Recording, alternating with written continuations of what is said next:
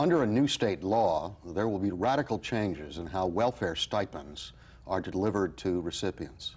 Questions abound on who is eligible to receive assistance, for how long, and in what form. I'm David R. Jones, president of the Community Service Society of New York, a social services organization that for more than 150 years has concerned itself with issues affecting poor New Yorkers. On today's Urban Agenda, we'll try to clear up the mystery of what's happening to welfare. Ms. Nortz, can you tell us when does the clock start ticking? I think everyone's heard that there are time limits now. That's correct. And when does that all start? I think most of the viewers don't have a clue. It really depends on the composition of the household when the clock starts ticking. Right. The clock actually started ticking for families with children who are funded with federal welfare dollars on December 2nd, 1996. That's almost a year ago. Right. So they've already used up nearly 12 months of their federally funded assistance. And they have a 5-year window here, or is it shorter? They have 60 months in a lifetime, including any period during which they were receiving assistance in another state. So this could be serious quick. What about for immigrants? How do they get treated?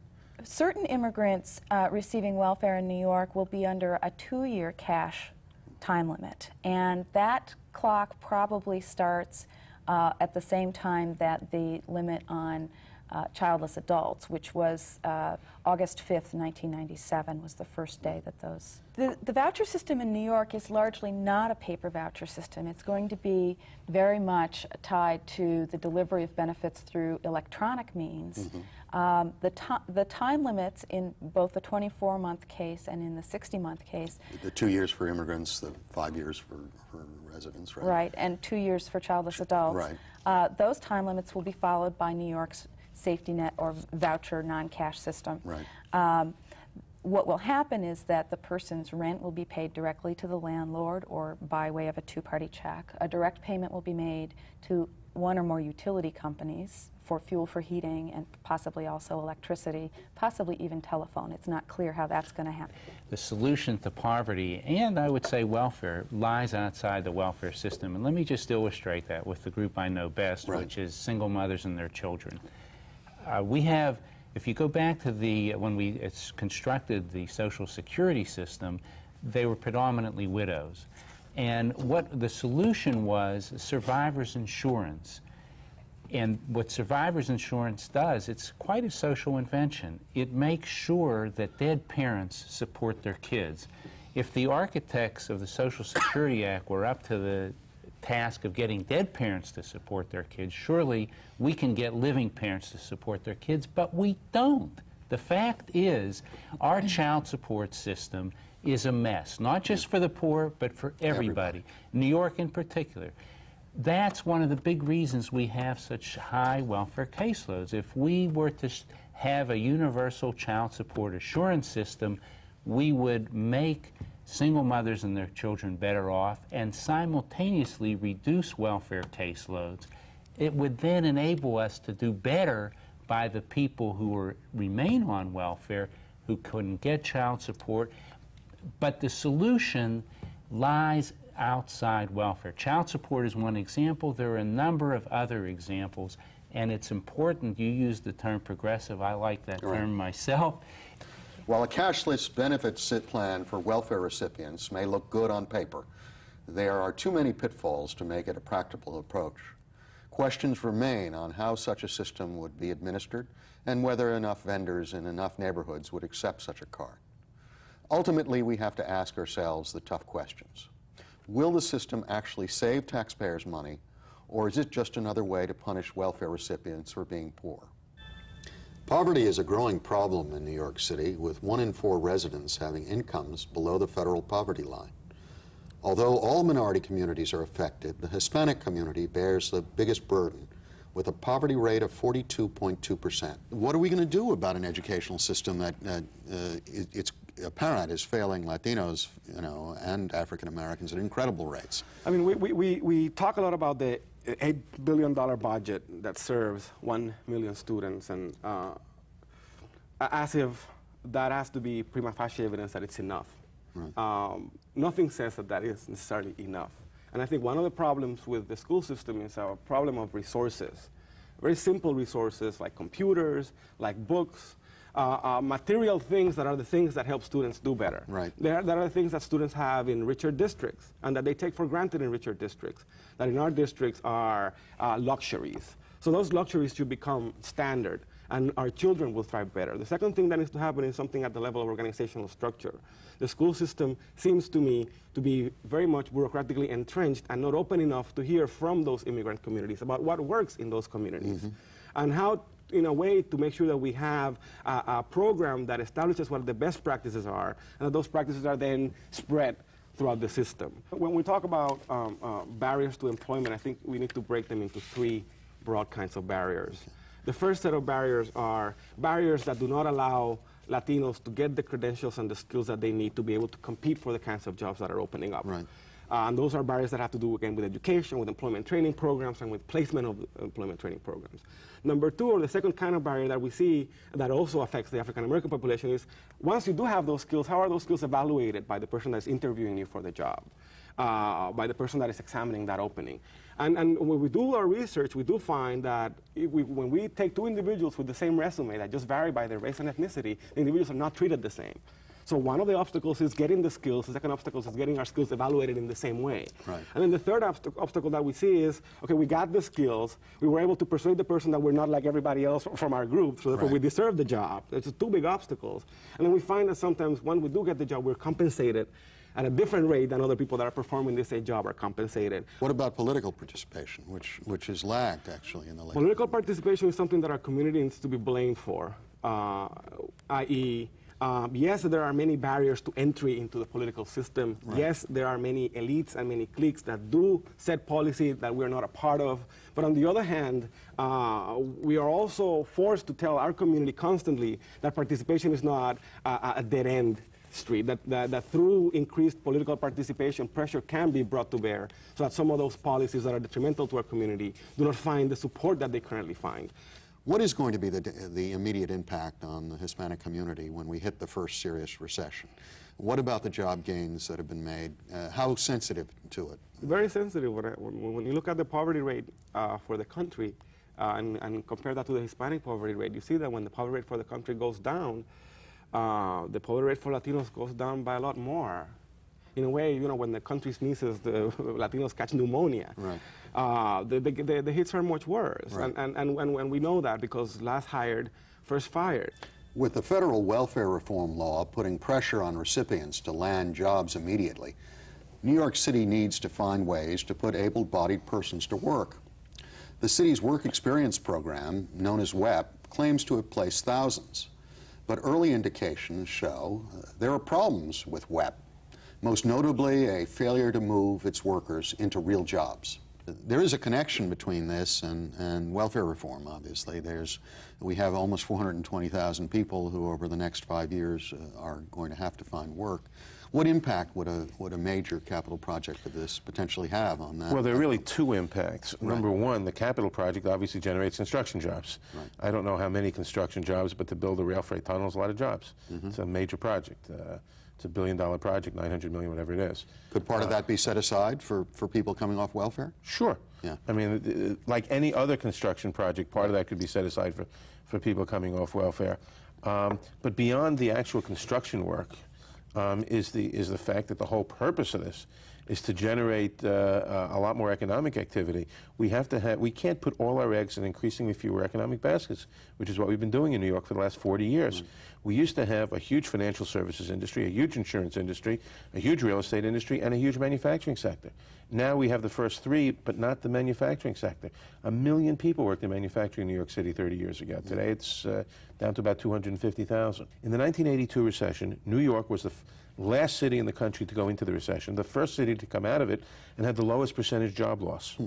In the 1991-92 recession, 10 years later, we were the first city to go into it. We're just coming out of it now, which is, what, 6 years later. Right. And we had by far the largest percentage job loss of any city in the country. And I don't even think we've yet recovered the total number of jobs that we had in 1990.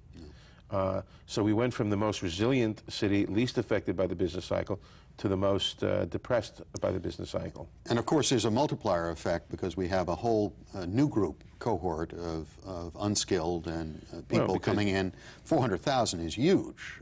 In a recent study we did, while the low-wage economy is vibrant, about 325,000 plus being generated every 1 year, we haven't factored in this new cohort of people. Well, if you figure that you've got 10% unemployment, that's a few 100,000 people looking for work. Right. You add another 400,000, that's got to depress wage levels, it's got to make it harder. And whether, in fact, the people who go to work as a result, building a tunnel, or as a result of the economic activity generated by the fact that you have the rail freight and the port activity, whether they are the people coming off welfare or not, is fundamentally not important. Because if they are not the people coming off welfare, the people who take those jobs will free up other jobs for the people coming off welfare. The point is, you're increasing the supply of labor. You've got to increase the supply of jobs. It's interesting, you know, one of the groups you haven't reached yet, really, us do-gooder advocates for the poor and other representatives who are dealing with people in poverty, with high concentrations of welfare poor, have not really taken an advanced position on these issues. And I think there's been a long traditional problem that we've had. We at Community Service Society are suddenly shifting most of our attention to job creation as the only way to handle this, not because we like this way, not because we're putting aside the issue of actual service delivery, but clearly job development for low-wage workers is going to be critical for survival for tens of thousands of people. And clearly the way the city gives incentives, for instance, on capital projects, what the capital projects are, the question of do we start projects such as you're describing, which could have an enormous impact on absorbing low-wage workers.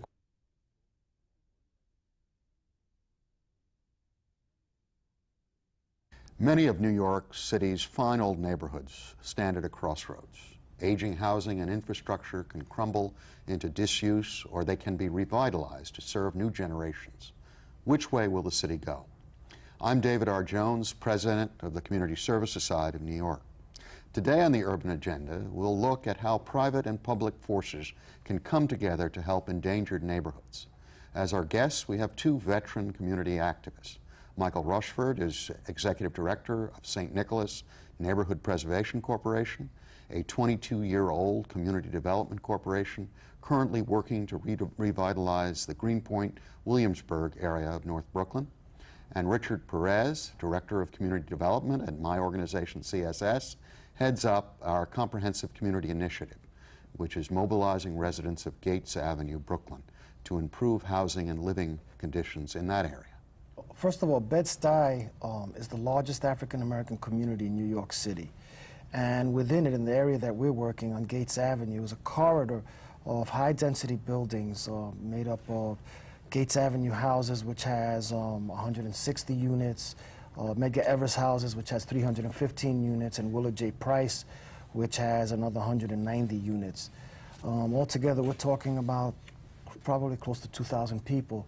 And these buildings were all owned privately by slumlords that were just sucking the money out of them, not doing repairs, not dealing with security, and at the same time getting millions of dollars in federal subsidies, which they were putting into their pockets. And a year ago, we began, our ownership transfer program began organizing tenants into a tenants association, and with the support of Brooklyn Legal Services, began a legal litigation strategy to get rid of and challenge the old landlords and get them out. And so in 1 year, we've been successful in getting rid of the landlord in the Gates Avenue houses. That buildings have been put into receivership. The Medgar Evers houses is in the process. The lawsuit is happening already. And in both Gates Avenue and Medgar Evers, tenants associations have already been formed. We're beginning to see repairs getting done. We're beginning to see the security situation change there. And as the housing situation begins to stabilize for many of the residents, and the most active of whom are women and grandmothers, what is beginning to come to the fore are a number of other problems that community residents are raising. And to see folks come forward and give of their time night after night and to grapple with really hard questions, to try to figure out like the ins and outs of strategy and tactics around lawsuits and things like that. It echoes back, you know, starting with a small achievable result, and then people start to become empowered and say, I can do more than this. Yes. That seems to be the theme that runs through all these successful efforts. I wish we could bring it to scale for every neighborhood in the city that has problems like this, and maybe that's something we have to discuss next. One of the things that has happened in the Gates Avenue area is that people are now getting the sense, well, wow, we really can do this. We really can hold ourselves together. We can accomplish. We can get rid of these slumlords. So maybe there are other things that we can do. Mike, what do you hope in a very short period to take this? I appreciate that you've given me and Richard the opportunity to speak today, but it really is happening in communities throughout the city. It's not as, there isn't as much attention on the positive things, but there are maybe 60 or so community development corporations like ours throughout the city, and we are working with other communities through the Community Trust with Washington Heights and Mott Haven on a larger project which is focused on welfare to work. So there are very many positive things, and what we're doing in Williamsburg is, I think, is a movement throughout the city and perhaps throughout the nation that is rebuilding our cities in a way that didn't happen in the 60s is happening now. Terrific. Many things go into making a neighborhood livable. Well-maintained housing, nearby stores, parks, activities for the kids, municipal services. Loss of any one factor can start a community's decline, but it doesn't have to happen that way. Here in New York, we have the resources to stop neighborhoods from going downhill. All we need to do is shift the focus a little.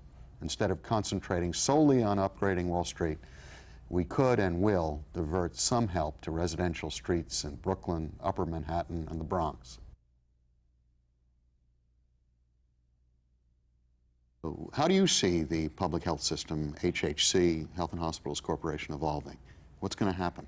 Well, one thing before I start is that it will be a tremendous loss not to have you on the HHC board anymore. I think you added a human dimension that will be very missed. So, but thank you for the time that you served. I didn't. This fight I didn't say that to embarrass you. Yes, this fight is just still going to be held. Yes.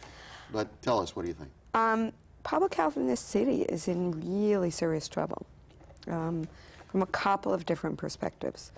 The Health and Hospitals Corporation has been like the whipping boy, you know, for the mayor. He claims credit for doing wonderful things and steps away when there are problems. And so many of the problems are really being shoveled under the rug. There are a lot of uninsured people, as you've said. Is the new welfare time limits going to have any impact on how many people are going to come out? And not only welfare time limits, but also the immigration changes. You know, we have a large immigrant population in New York City and more people coming in.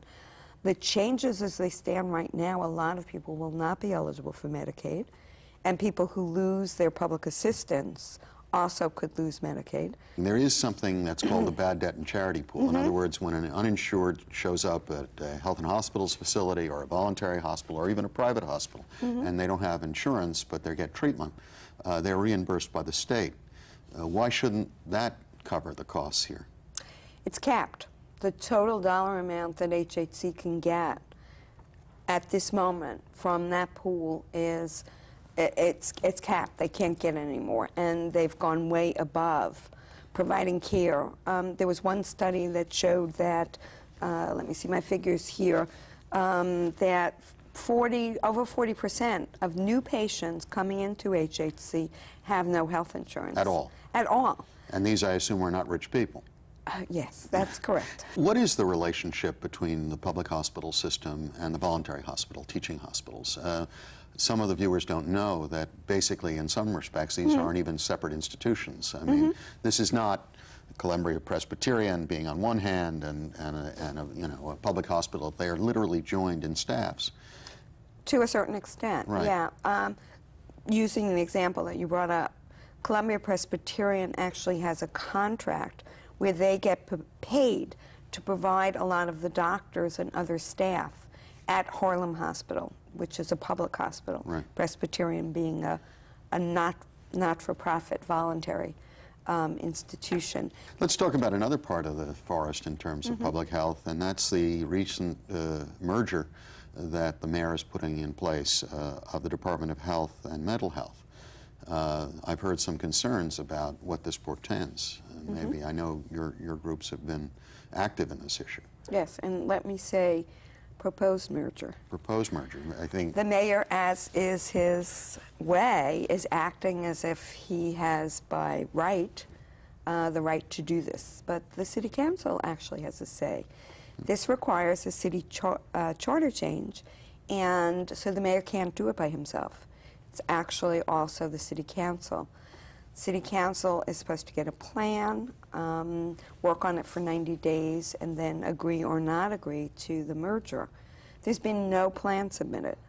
By the city? By the city. There's been So absolutely no plan. All there is 2 lines in the mayor's State of the City address that he intends to do this merger. But they're already doing this. Well, yes, they are. Like I said, there is a behavior of the royal we. You know, we said it, so we will do it. But staffs are being laid off, commissioners are being removed. That's correct. That's correct. But it hasn't been approved yet. There's a saying that those who don't learn from history are doomed to repeat its mistakes.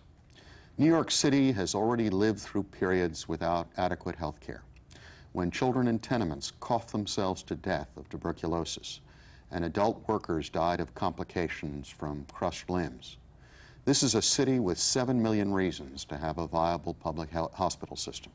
Without it, not only uninsured workers and new immigrants are at risk, but the rest of us as well would face the epidemics and plagues that swept through our city in earlier times.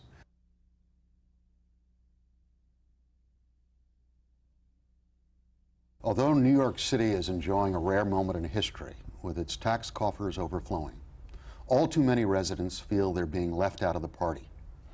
It's harder than ever for low-income families to find housing. Mothers on welfare are being forced onto workfare, even though child care isn't available. Jobs are scarce for workers without college degrees or technical skills. I'm David R. Jones, president of the Community Service Society of New York. To talk about these issues and others, I'd like to welcome to the Urban Agenda C. Virginia Fields, newly elected borough president of Manhattan, the borough that fuels the city's economy. She represents a whole spectrum of New Yorkers, from millionaires on Wall Street to the desperately poor in Harlem and all the others in between. In the news all the time, of course, is the mayor's effort to suggest moving the Yankee Stadium from its place up in the Bronx to Manhattan. Have you taken a position on this? Oh, yes, a very public position, and it is my opinion that Yankee Stadium should remain in the Bronx. I have said that, I support that, and I have not seen any reports or studies or proposal that has caused me to change that point of view. I think considering moving Yankee Stadium to the west side of Manhattan, as the proposal speaks of in that immediate area, would create terrific traffic, transit, and environmental problems. And Manhattan has the, our level of air quality is higher than that of the federal government standards already. Right. And it would only exacerbate that problem. And I think when you look at Manhattan overall, we're fortunate in that we have a number of economic development initiatives moving forward, obviously the seat of the financial center. So we have a lot more to offer than the Bronx. Yankee Stadium is one of the major economic development pieces in the Bronx, and I think that it would destroy that community and to a certain extent that borough by removing it. Well, let's talk about CUNY and the steps that are being taken to remove, the mayor is putting, and the governor are putting enormous pressure on the trustees of CUNY to limit or eliminate remedial education at CUNY. What's your position on this? The proposal by the mayor and the governor to eliminate remedial courses and support at CUNY, I am very much opposed to, because I think that it is very important support for so many people who attend CUNY. You have basically 3 categories there. Those who come in directly out of the public schools, and because of many of the failures of the public school system, we have failed to prepare them with the necessary skills. So we have to take responsibility for that, and you don't cut them off at the point where they may be able to move forward. I'm sure in your first months as borough president, you've seen some extraordinary exciting things going on in Manhattan. And I'd like you to tell our audience Well, about it. we're certainly moving forward with a lot of exciting development projects in Manhattan. In some of our areas, we are seeing housing moving forward that will address the needs for some people, mostly those with income. But I know that all income levels need decent housing, and we're seeing some of that move forward. We're seeing some improvements in our schools. Education is my #1 priority, and as such, I've spent a lot of time going to schools here in Manhattan, and the good news is that there are some schools that are doing exceptionally well. Students are learning, they're progressing, a lot of good activities, but of course, the other end of that, we still have so many students who are far behind and are not excelling. I think one of the most exciting things, though, about Manhattan is that you have so many neighborhood associations and block associations and people who really care about their communities and are doing a lot of work in order to improve the quality of life. Unfortunately, they never get a lot of attention, so we are focusing on ways in order to try to help that. What is the Independent Budget Office, and why is it important to the people of New York? Now, we get a lot of questions from folks just wondering where their tax dollars are going. And one thing that we've done is we've created an interactive website on the internet that allows taxpayers to log on to our website and punch in how much they paid in state, city, or federal income taxes, hit a key, and get an itemized receipt showing exactly where their money went. In actual dollars and cents. If you're curious about how much you paid for city libraries or national defense, interest on the national debt, state prisons, in actual dollars and cents, you can go into this site and find that out. I think many of our viewers may recognize that there's been a dispute that's been going on between the IBO, the Independent Budget Office, and the Mayor's Office. Could you describe what that entails? What's going on here? Well, one thing I'll say for the mayor, he's been consistent in his opposition to the Independent Budget Office. He hasn't wavered. He opposed it. You know, early on, when he was a candidate, I guess he made some overtures that it might be a good idea. But once he was in office, he has stated that he feels, you know, and I'll use kinder words than he uses, but he's felt that the office duplicates what a number of other entities in town do. And he has worked rather aggressively to try to kill us off. We're not included in his budget. I mentioned his executive budget earlier, although the charter requires IBO to be funded at not less than 10% of his budget office. That 300-odd person budget office that I mentioned earlier, we have about 35 analysts, so we get about 10% of that. He hasn't put us in the budget, which the city's operating under a court order to fund the IBO. Elected officials that we help are the city council, the public advocate, the city controller, the borough presidents, and community boards. I think it's important for any elected official to understand that the people own the government. It's absolutely their government, and we're here to open it up to you. Thank you very much, Doug. The people of New York, in their wisdom, voted for an Independent Budget Office, an IBO, under the charter reform in 1989. Since then, the city administration, particularly the current mayor, has tried to cripple the IBO by preventing access to information and cutting its funds. City Hall clearly doesn't like to have anyone looking over its shoulder. That's all the more reason why the rest of us should fight hard to keep the Independent Budget Office. It is our only hope of getting an unbiased evaluation of how well or how poorly the city is functioning. For the Urban Agenda, this is David R. Jones.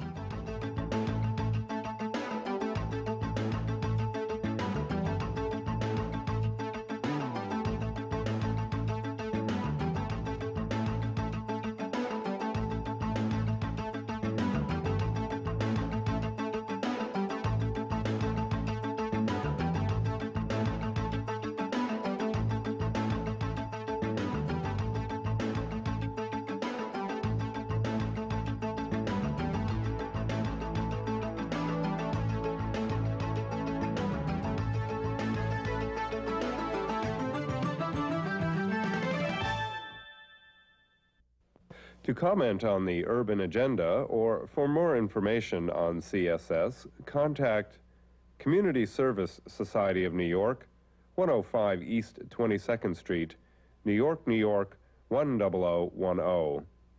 Area code 212-254-8900.